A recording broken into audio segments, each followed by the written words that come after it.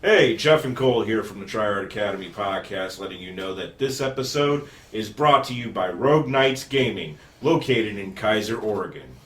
Come play with us in one of our 3 family-friendly seating areas, and while you're here, load up your arsenal with the latest and greatest Magic the Gathering singles, D&D products, board games, and much more. So come on in. Plenty of tables, plenty of space, and a selection of cards that are only surpassed by their down-home family customer service. Rogue Knights Gaming. Heroes wanted. Apply within. Hey,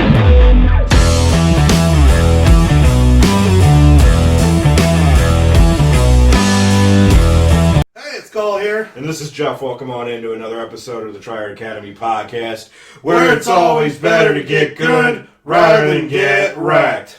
In this episode, we're going to be looking at a commander who, for a while, was predominantly seen as a funty, equipment-based commander meant for average casual play. However, this commander became a bit of a sleeper contender with the release of Dominaria in late April of 2018. We are, of course, talking about Godo, Bandit Warlord. Now, this Mongolian-inspired nightmare is easily a fan favorite among casual EDHers, and not just because of the sugar rush he gets when enjoying Twinkies.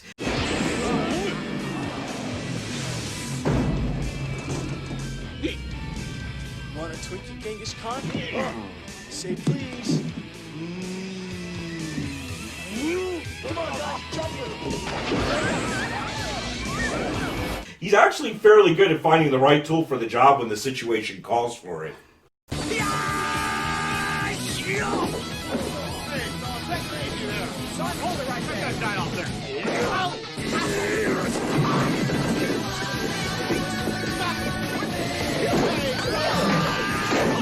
First, let's take a look at what Godo can do. Godo, Bandit Warlord, 5 and a red, 6 CMC, legendary creature, human barbarian. When Godo, Bandit Warlord enters the battlefield, you may search your library for an equipment card and put it into the battlefield. If you do, shuffle your library. Whenever Godo attacks for the first time each turn, untap it, and all samurai you control. After this phase is an additional combat phase. He is a 3/3. Yes. So, back when C17 was released, back in late August of 2017, you may remember that commanders were printed with the Eminence ability. In fact, you may remember certain legendary creatures such as Kess Dissonant Mage, Inala Archmage Ritualist, Ramos Dragon Engine, and a few others who have gone on to have commander decks created especially for them. In one of those decks, namely the Arabo Cat tribal deck named Feline Ferocity, Hammer of Nazahan was included and paired with its namesake creator, Nazahan, Revered Bladesmith. At the time it was released, it was seen as a cute card with a potentially fun ability, but nothing more. Now fast forward 8 months to the release of Dominaria in April 2018, where we see the crew of the Weatherlight unite with the League of Extraordinary Failures. During that time, you may remember that they faced off against Demon Lord Belzenlock and somehow pulled a win out of their collective rear ends. That said, as you'll recall, was centered in part around the historic mechanic, and one card that was printed for the Dominaria set was Helm of the Host. Let's look at that now. Helm of the Host, legendary artifact equipment. At the beginning of combat on your turn, create a token that's a copy of equipped creature, except the token isn't legendary if the equipped creature is legendary. That token gains haste. Equip 5.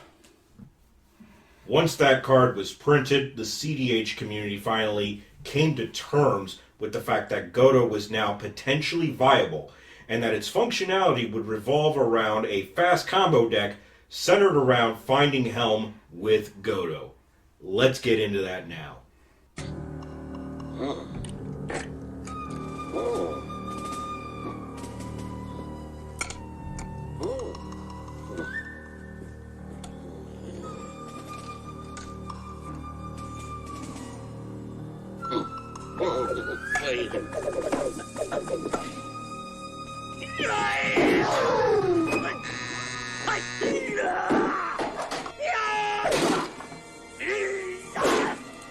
I need some help. I got a live one here. Piloting the deck is thankfully fairly straightforward and linear. In fact, it's just like a Japanese bullet train. Except we really don't stop on a dime all that well. Neither do bullet trains. The main goal is to play Godo, find Helm, equip it, and then go nuts on the combat phase. Mm-hmm. In that respect, we're exactly like a Japanese bullet train. However, though, the trick in winning with this deck is in both the timing of the casting of Godo and in composition to your meta in terms of interaction. To evaluate when to play Godo early, you're going to want to look at the difference between what turn you can play Search and Pass versus when you can predict being able to play Godo and equip Helm together for the win. Even if you have the 11 mana necessary for the combo on the same turn, consider who is keeping up mana and try to evaluate whether or not it would be a better idea to wait for a different opportunity or to just go for it. Picking the right time to combo off is often the key to success with this deck. For example, casting Godo on turn 1 and passing is not bad at all, though that's still a bit riskier than casting and equipping together on turn 2 if possible. If you can tell that delaying the amount of time to cast Godo and equip him would mean casting on turn 4 or later, then the turn 1 or turn 2 Godo Search Pass play may be a good call. Of course, much of this depends on the meta you're in, your position in the turn order, and the specific pod you're in as well. Other factors include the likelihood of a counter in hand versus in-hand removal, the availability of resources that your opponents are showing at the time, your protection and or recursion options in hand, your stacks pieces in play if applicable, and so forth. When comboing off, bear in mind that the biggest thing to be on the lookout for is if any of your opponents play with indestructible creatures. Yep. If any of your opponents have an indestructible or a blocker with first strike, there are a couple ways around this. You can swing at any of the other players with Godo tokens first, leaving all your tokens untapped, ready for a second attack, then swing at the final player with all your tapped tokens. Otherwise, you can use Ingantium armor mid-combo to kill the first striker, or else pass the turn for a second large swing for the next turn. That works, and the reason why that works is because it's important to remember that each Godo token can only attack twice on the combo turn. And finally, if you have the deck space for it, it may be worth your while to consider running Shadow Spear from Theros Beyond Death in order to nullify any targeting restrictions that may be in place. While this may not necessarily work for first strike blockers, this will, however, work for creatures that are indestructible, and it plays very nicely into Godo's primary focus, which is tutoring equipment. Now, let's say for the sake of argument that Helm gets hosed. What do we do from here then? Alternatively, there is another way to win with this deck, and that's through Twin Flame Combo. Twin Flame Combo refers to the interaction involving Dualcaster Mage with Twin Flame, and often they'll also run Heat Shimmer as a backup to Twin Flame. If you're not familiar with deploying Twin Flame, the combo simply works like this. Step 1. Play Twin Flame or Heat Shimmer, targeting a creature you control. Then, hold priority with the spell on the stack. From there, you cast Dualcaster Mage. Use its ETB ability to copy the Twin Flame or Heat Shimmer, while it's on the stack, targeting the Dualcaster Mage you just played. With each Dualcaster token ETBing, make sure each one of those tokens target Twin Flame on the stack. Then repeat this process over and over until you have an unlimited supply of hasty Dualcaster Mage tokens. It's really that simple. When it comes to your opening hand, this will be in part determined on who you're sitting at the table with and what your position in the turn order is. Here's a general guide of what to go with, although this suggested starting hand is not a hard and fast rule. 2 to 3 lands, a couple of mana rocks and or mana rituals, and either some form of interaction, a relevant stacks piece, or a draw source like Wheel of Fortune. As a special note, if you ever end up with a starting 7 that has any of your equipment cards on, consider throwing the hand back. This is for 2 reasons. The first is that having a hand like that deters us from our principal plan of landing Godo and finding Helm. The second reason why is that this deck doesn't have the creature base to really support our equipment in the first few turns. Furthermore, if either your starting 7 or your free mull 7 contains either Helm, Hammer, or Argentum armor, mulligan the whole hand. You can't afford to keep hands like that in a fast combo deck like this. The exception to the rule is if you're on a mull to 6 or less and you end up with one of those aforementioned equipment in hand. If your hand is fast enough to power out Godo, then keep that hand and pitch those equipment cards to the bottom. Finally, on mulls 6 or less, if you end up with a Gemstone Caverns in your hand, do not be afraid to pitch the land to the bottom, unless you can mostly sure that you can walk through the card disadvantage that's inherent to that land. This combo deck's greatest strength may be its speed, but that doesn't mean that there aren't a whole host of things that can slow you down. Here are some of the weaknesses of the archetype as we see them. Null Rods. Null Rod and Collector Roof may be tolerable, but a noticeable issue rises around the presence of Stony Silence. Your answers here will deal with this issue pretty much revolve around Hammer and Azim's auto-equipped ability and Magnetic Theft. Chaos Warp, if necessary, will also save your bacon, assuming you can get it in time. Other than that, you're SOL like Sol Ring. Torpor Orb. Lucky for you, most Torpor Orbs are either in the form of creatures or Torpor Orb itself, which is an artifact. These will, however, need to be removed before you can combo off. Propaganda. Every rare so often, you'll end up with a Cheeto-eating goofball who loves playing taxation cards like Propaganda and Ghostly Prison. Thankfully, this is where cards like Argentum Armor really shine. Alternatively, you can also run cards like Ugin the Ineffable, Spine of Isha, and Scour from Existence if these type of effects are prominent in your meta. But don't worry too much about having answers. Your job isn't to provide answers, your job is to ask questions. Stranglehold. Just because you run it doesn't mean your opponents can't run it as well. Ashiok Dreamrender is a pain in the neck for you, but you can kind of fight through it by punching it in the face. Stranglehold itself, however, is a major problem, and unless you have Chaos Warp at the ready, you're going to get hosed big time. If these types of effects are chronically happening in your meta, then one such option to consider would be to include either Spine of Isha or Scour from Existence for those instances where you really have no choice. Curse Totem.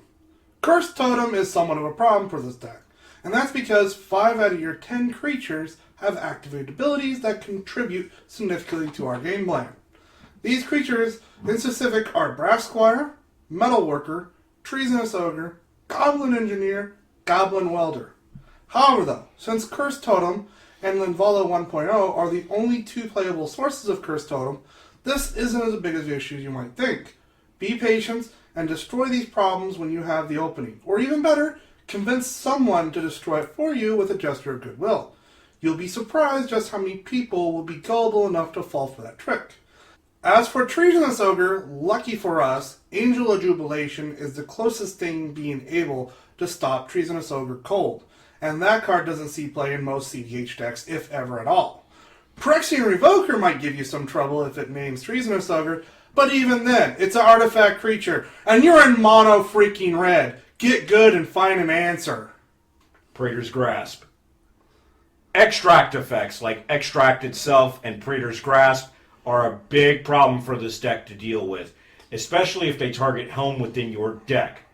If your Helm tends to be Exile face up, however, you can kind of get around this issue by running Karn the Great Creator and pulling it out of exile. Be especially wary of decks like Tassiger Golden Control, however, as many of them will run Praetor's Grasp. If that pilot exiles both Helm and either Hammer of Nazan or Argentum Arbor, you're going to be in for a really hard time. Exile Effects. Speaking of Exile Effects, at present, there's little to no way getting back your helm if it gets exiled from either your hand, field, or deck. For this reason, it is worth some consideration to run Karn the Great Creator in order to pull it out of exile, as we just mentioned. Consistency issues. Against consistently fast combo decks, we tend to run into some issues as the only real option that we have is to race them. As for dealing with other decks, sure, this deck can find the combo pretty easily, but finding answers to onboard problems is where things get dicey. Outside of the deck's wheel effects, this deck has a hard time finding the right answer at the right time. Nevermore Effects. Godo is the centerpiece of this deck, and without him, this deck really doesn't function at all outside of the Twin Flame combo. Back in 2019, back when Paradox Engine was still legal, the deck used to run the engine key top loop in case things went south, but since the banning, the deck has suffered in this respect. Humility effects. Because this is a creature-based combo deck centered around Godo, any sort of static, creature-based nullification effect is bound to cause you problems. Just be glad that most cEDHers don't run Death Pits of Wrath or Lethal Vapors. Sorcery Speed Timing. Unfortunately for this deck can only win at sorcery speed and on your turn during combat. This naturally puts you at a disadvantage against decks that can win at instant speed, regardless of how they choose to do so. If you're a big fan of mono red like I am, Yeah, you are. you're going to get a kick out of this deck. And if you love memes and things that shouldn't normally work in cEDH, this is definitely a dark horse deck worth trying out. This deck definitely requires you to make some somewhat risky plays in the early game, but if you don't mind that too much, then this deck can pull out a win from out of nowhere. Yep. Those types of wins will usually come on the back of a Treasonous Ogre, which is a house in a deck that can leverage life total. Normally this requires 11 mana in the same turn, but hey, 11 mana, 33 life, what's the difference? And besides, you only get to live once, right? Yeah, there really is no difference. Now, if you want to control the board or act and play like a control player, then this deck is probably not going to be up your alley. You will have to, more often than not, draw through your deck a few cards at a time in order to find the necessary pieces to win. But that's due to RNG, and you can't really help that. Likewise, if you value resilience and backup plans, this deck is definitely not for you. While this deck does have a backup plan to win, your actual likelihood of reaching the Twin Flame backup combo is rare, and generally, cards like Twin Flame and Heat Shimmer are used more so for copying Godo in order to get more vital equipment cards out onto the field. The name of the game, again, is to ask questions, not to provide answers. That's for the blue player playing 4C Rashmi. The sooner you learn that and accept it, your life will get that much easier. In any event, that's about all the time that we have for this episode of the Tryhard Academy podcast. If you like this content, feel free to like, share, and subscribe for future content. And as always, it's always better to get good rather than get wrecked.